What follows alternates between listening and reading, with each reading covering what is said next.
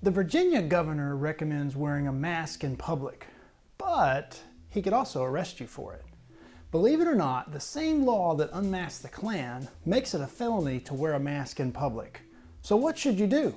Hi, I'm Andrew Flushy, and my firm protects you on the roads of Virginia. The coronavirus, or COVID-19, has people talking about wearing masks in public as a health measure.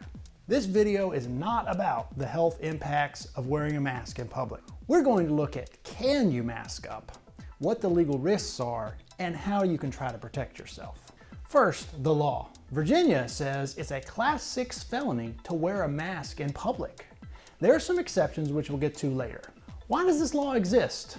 It was to unmask the Klan, and it was passed way back before 1950. We all know that the Klan terrorized African Americans in our country, and they did so behind their infamous white hoods. To try to stop that terror, many states enacted anti-mask laws, and Virginia did the same. The Virginia statute simply penalized wearing a mask in public. That neutered the impact of the Klan's hood and made it where they couldn't hide behind the anonymity of the hood to try to terrorize people.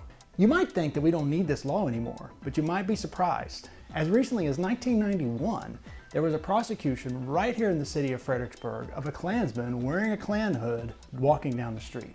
These days, robberies are the more common violation of this statute. People can be convicted of wearing a mask in public sometimes, even if they can't be ultimately convicted of the actual robbery.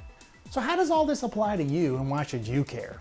The problem is that overzealous police officers could use the anti-mask law against you. You may think that I'm making this up, but there's an example from 2012 of a bicyclist who was riding in very cold weather and had a balaclava covering his face while he was bicycling. A police officer stopped him and hassled him and basically threatened to charge him with a felony for being out bicycling in cold weather, wearing protection on his face. Thankfully, that bicyclist was not charged with a felony. However, the police used the existence of the anti-mask law to try to pressure him and frankly harass him for doing something that was perfectly legal at the time. Citizens have tried to fix this issue by working with their representatives to change the law.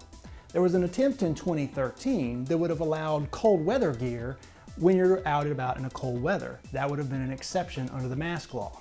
That attempt failed. Another attempt in 2014 successfully narrowed the mask law by adding an intent element.